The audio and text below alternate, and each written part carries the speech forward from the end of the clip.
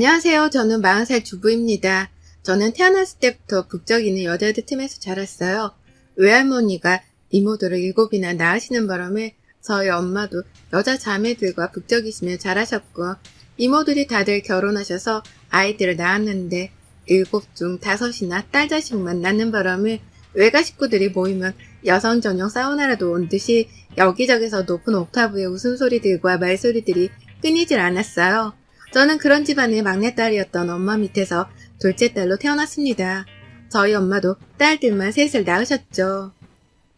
저희 엄마는 딸부잣집의 막내딸이라서 그런지 부모님의 사랑, 그리고 언니들의 사랑을 듬뿍 받으며 자랐어요. 선물이나 음식이나 무조건 받는 것에 익숙하셨던 분인지라 자식들을 낳으시고도 뭔가에 대한 소유욕이 대단하셨고, 또 그게 당연하다고 생각을 하셨어요. 아빠는 엄마와는 조금 다른 집안의 장남으로 태어나셨는데요.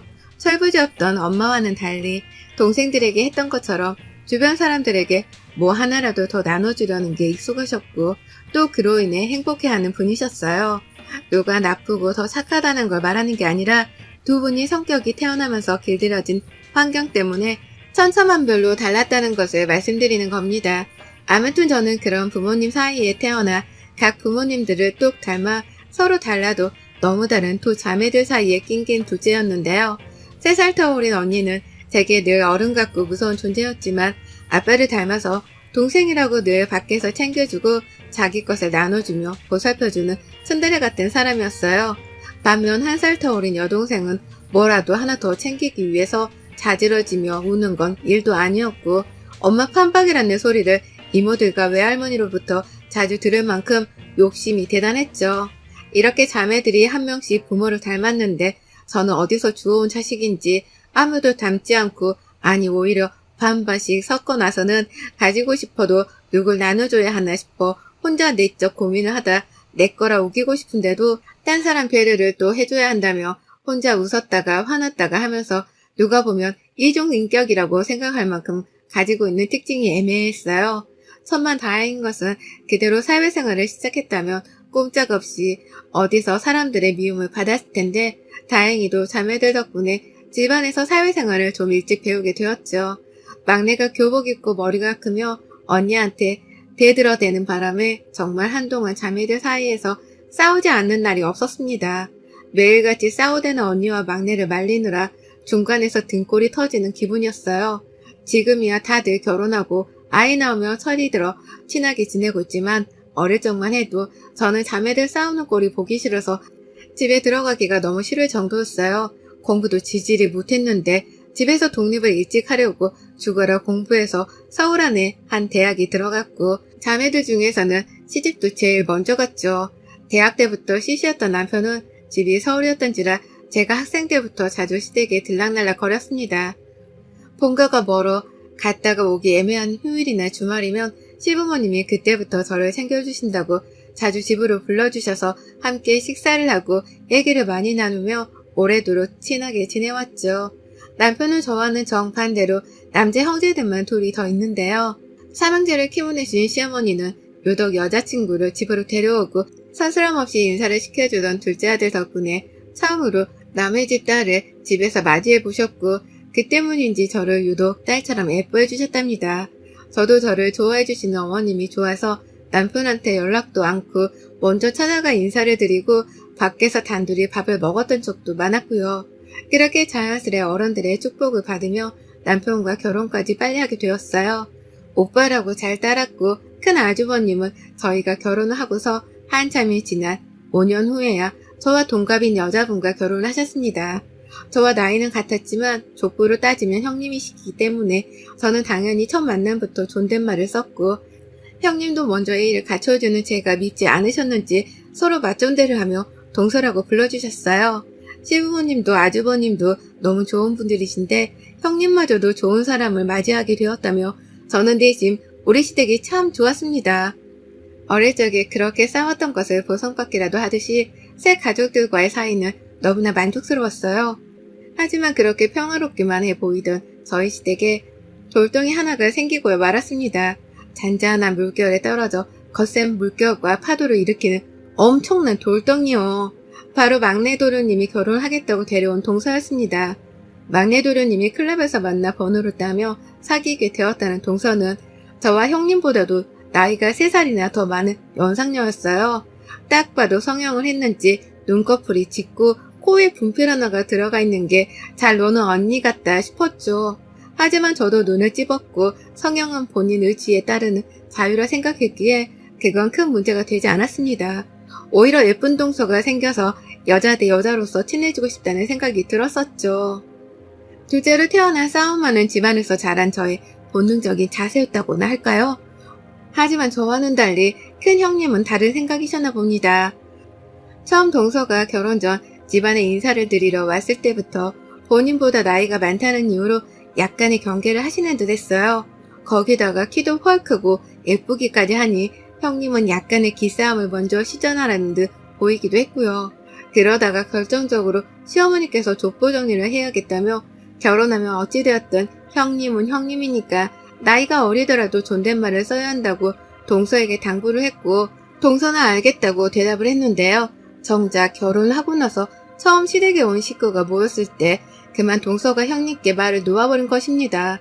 제가 보기에는 의도적으로 놓았다기보다는 신나게 신혼여행 얘기를 하다가 맞장구를 치며 그러니까 라고 몇 번 말한 것이 전부였는데 그게 형님께는 너무나 거슬리는 말투였던 것이죠.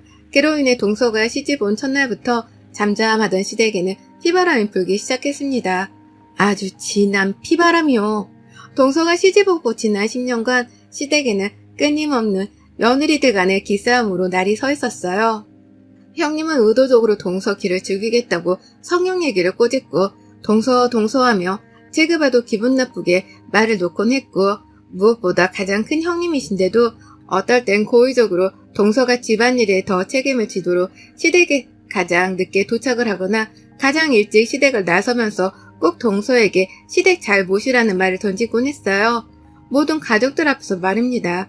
덕분에 시댁에 소홀하다는 이미지를 가진 꼴이 된 동서는 그런 형님께 함께 반감을 사며 복수열전을 펼쳤고요. 가벼운 대화조차 말을 놓지 않는 건 물론이고 형님이 바로 옆에서 무언가를 부탁해도 듣는 둥 마는 둥 하거나 말을 씹는 바람에 중간에서 그걸 제가 다 도맡아 해야 했어요. 쓸데없는 기싸움을 하며 서로가 기분 나쁠 행동과 말을 던져대며 서로가 해야 할 일을 서로에게 미루는 두 며느리를 바라보며 중간에서 저는 졸지에 더 일을 많이 하고 감정 소모를 하는 정도도 더 컸답니다. 누구 하나라도 빨리 정신을 차리고 사과를 하지 않는다면 제가 중간에서 폭발을 해버릴지도 모르는 단계에 서서히 이르고 있었어요. 천만다행인 것은 지난 10년과 가족들이 전부 다 모일 일이라고는 설이나 추석 때뿐이어서 서로 만나 심기를 건드렸다가도 한동안 안 보이니 금세 잊어버렸고 또 만나면 화가 났다가도 잊혀지게 반복했죠. 그러다가 이 두 며느리들의 기싸움이 드디어 몸싸움으로 번지게 되었습니다. 다름 아닌 바로 코로나 때문이었습니다. 남들은 코로나로 추석 때 시댁에 안 가도 된다며 안 가도 죄책감이 덜 느껴진다며 좋아라 하던데 저희는 아니었어요. 서로가 다 서울에 모여 살고 있기도 하고 엎어지면 코다할 거리에 사는지라 명절인데도 시댁 한번 찾지 않는 건 이상한 짓이었죠. 저야 워낙 시어머니랑 친하기도 해서 시댁에 가는 데에 큰 부담은 없지만 형님과 동서를 마주해야 한다는 생각에 웬만하면 집에서 쉬고 싶었는데 형님의 전화를 먼저 받게 되었습니다. 이번 추석에는 사회적 거리를 둬야 할지라도 며느리는 인사를 드려야 한다면서 동서한테 말을 전해서 이번에 꼭 시댁에 오게 하라고 말씀을 하더라고요. 형님이 시키니 저도 알겠다고 대답을 드리고는 동서한테 전화를 했습니다. 형님이 이번 명절에 시댁에 모이라고 하셨으니 그때 보자는 말을 남겼죠. 동서도 알겠다고 흔쾌히 대답을 했고요. 모든 일이 순조롭게 흘러가고 있었습니다. 이번 명절에도 기싸움이야 있겠지만 그간 참아왔던 것처럼 무사히 넘어가길 바라는 마음으로 추석 당일 시댁으로 향했어요. 그런데 모이기로 한 며느리들이 저 하나 빼고는 아무도 모이질 않았습니다. 다들 오는 줄 알고 대사상이며 가족도 먹일 음식들까지 어머님이 혼자서 다 준비해 두셨는데 정작 모이자고 한 형님은커녕 온다고 했던 동서까지 하루가 다 지나도록 꽃배기도 보이질 않더라고요. 정말 어이가 없었습니다. 안 올 거면 처음부터 모이지 말자고 했어야 시어머니가 음식 준비도 안 하고 나름 쉬실 수 있었을 텐데 이건 뭐 예약한 식당에 노쇼를 하는 거랑 뭐가 다른가 싶더군요. 참다가 그날 저녁이 되어서야 형님께 먼저 전화를 드렸어요. 어디쯤 오셨냐고 물어보니 동서 왜 시댁이야? 라고 하더군요. 어이가 없어서 오라고 하시지 않았나요? 라고 되물으니 자신은 동서만 시댁에 가게 할 의도였다면서 말이 잘못 전달이 된 것 같다고 하더군요. 네, 이제 보니 저한테 전화를 했던 것은 동서한테 시댁에 오라는 말을 전달할 의도였고 정작 자신과 전 안 가도 된다는 뜻이었다는 겁니다.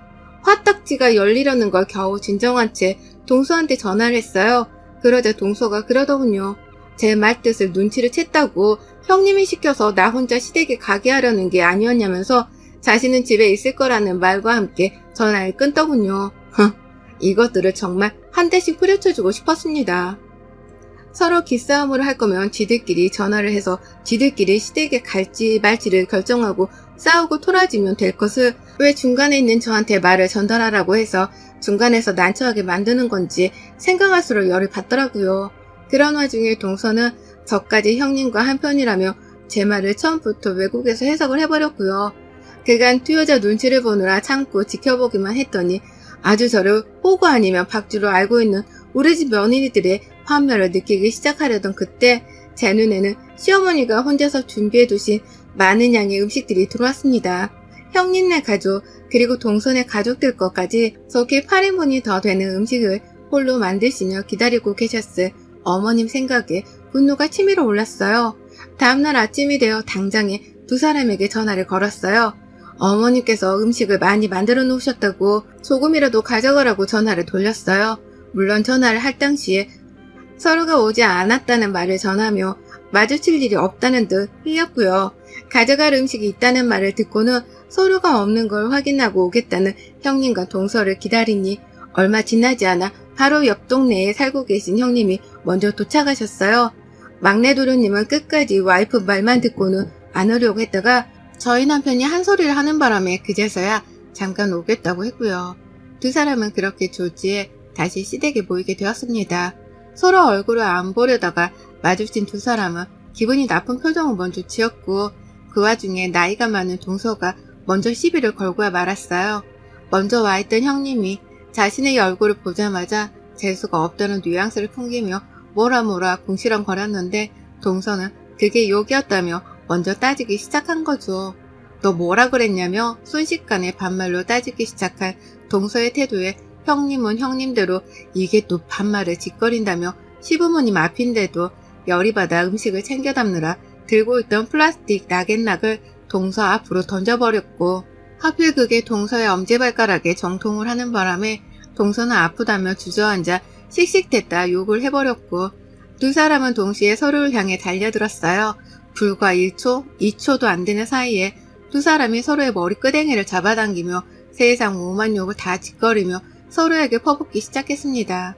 지난 10년간 아슬아슬한 줄타기를 하며 감정 싸움만 시전하던 두 사람이 10주년 맞이 기념 페스티벌이라도 선보이려는 듯 때마침 흘러나오는 TV 명절 프로그램의 음악 장단에 맞춰 신랄하게 서로를 패기 시작했죠. 정말 어떤 말로도 형용할 수 없는 개판이었습니다. 저는 나름 시어머니의 수고로움을 생각해서 며느리들이 얼굴이라도 보여야 하지 않겠냐는 마음으로 모두를 부른 것인데 졸지에 시어머니께 가족 간의 싸움거리를 제공해 드리고야 말았죠. 시어머니는 그간 두 며느리가 사이가 안 좋은 것을 진작에 알고 계셨기에 늘 잘 지냈으면 하는 마음이 크셨었는데 급기야 서로 머리채를 잡고 싸우자 그 모습에 속상하다며 주저앉아 가슴을 치며 울기 시작하셨어요. 저는 그 모습을 보자 더 이상 참을 수가 없었습니다. 저 결혼 전부터 늘 딸같은 며느리를 얻고 싶다며 다 같이 쇼핑도 하고 밥도 먹고 재밌게 놀며 살았으면 좋겠다는 소박한 꿈을 가지셨던 분이신데 며느리들이 서로 쥐잡듯이 싸우는 거를 보며 얼마나 속이 뭉그러지셨을까 싶더라고요. 여전히 서로의 머리끄댕이를 잡아당기며 개년이며 쌍쌍반년이며 온갖 단어에 연을 갖다 붙이던 두 사람은 끝내 키가 큰 동서가 먼저 형님의 뺨을 때리는 바람에 더 큰 폭행으로 번졌어요. 뺨을 맞은 형님은 키가 작아 자신이 이길 자신이 없다며 발길질을 막무가내로 해댔고 그 바람에 동서는 배 가운데를 제대로 맞아 복통을 호소했어요.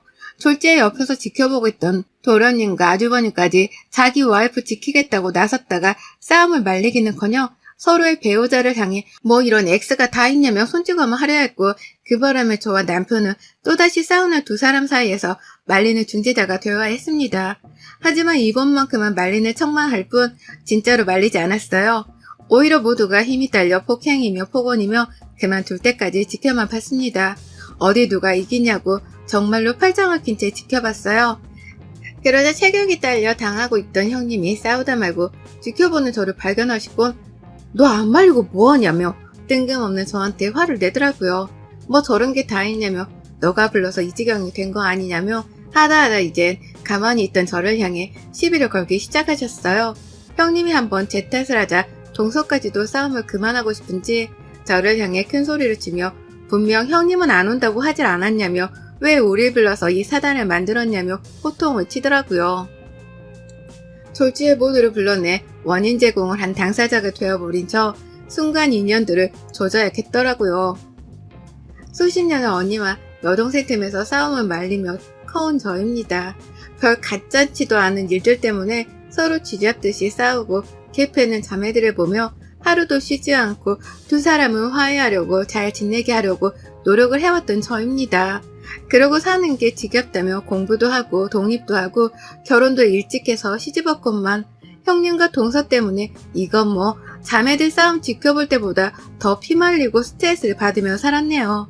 그런데 이젠 하다하다 둘이서 서로 기싸움을 하다 싸운 걸 가지고 제 탓이라고 하더니 시어머니가 안쓰러워서 밥 한 끼라도 다 같이 먹자고 불러낸 건데 졸지에 싸움 붙이려고 서로에게 거짓말을 해서 시댁으로 불러낸 꼴이 된 것이죠.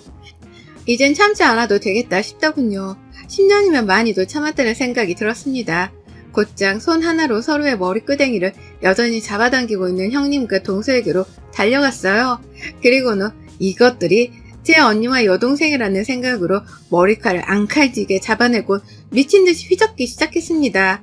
나이를 그렇게나 처먹고도 시부모님 앞에서 이게 할 짓이냐며 니들 같은 형님 동서는 나도 더 이상 챙기고 달랠 필요가 없다며 젊은 시절 자매들 싸움 말리다가 저까지 휘말리며 살아남겠다고 시전하 머리끄댕이 돌리기를 시전하며 두 여자들 머리통을 정말 신랄하게 휘저었습니다.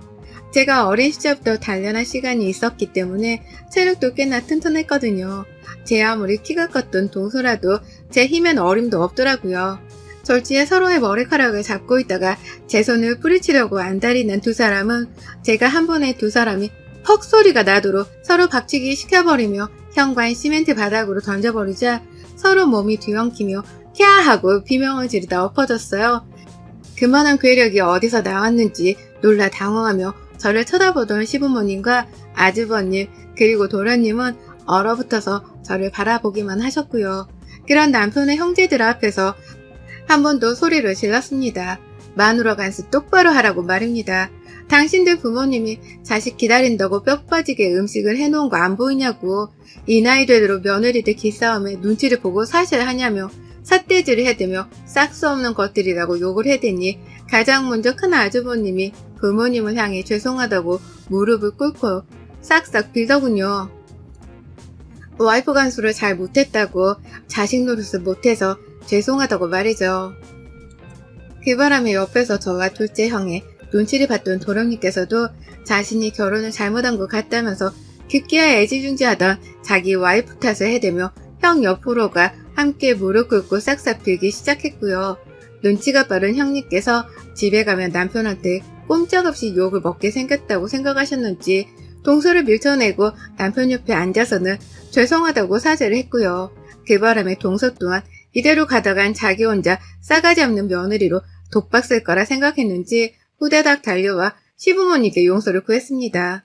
서로 싸움질을 해대다가 졸지에 다 큰 성인들이 무릎 꿇고 어른들께 사죄를 하는 꼴이 정말 한심하다 못해 머저리 같더군요. 그놈의 기싸움이 뭐라고 그리 서로를 못 잡아먹어 안달이었는지 지나간 우리의 젊었던 시절이 머릿속에 스쳐 지나갔어요. 그날 이후 시부모님께서는 더 이상 두 형님들을 부르지 않으셨습니다. 자식들이 저희 부부 빼고는 결혼을 안 했다고 생각하겠다며 며느리들을 집안으로 절대 출입금지를 시키셨고요. 그 덕에 제가 일이 많아지지 않도록 내년부터는 제사고 뭐고 다 생략하기로 했습니다. 그냥 가볍게 밥을 먹는 시간 정도만 가지기로 했죠. 저야 다 괜찮았지만 그래도 힘들어하는 제사가 사라지고 무엇보다 기싸움 시전에 대다 몸싸움까지 벌일 무개념 형님과 동서가 안 보일 거라 생각하니 어찌나 속에서 환호를 질렀는지 비록 제가 무력을 생사해서 두 사람을 말리긴 했지만 그 바람에 시부모님은 속이 시원했다며 나중에서야 제게 고맙다고 용돈까지 쥐어주셨답니다.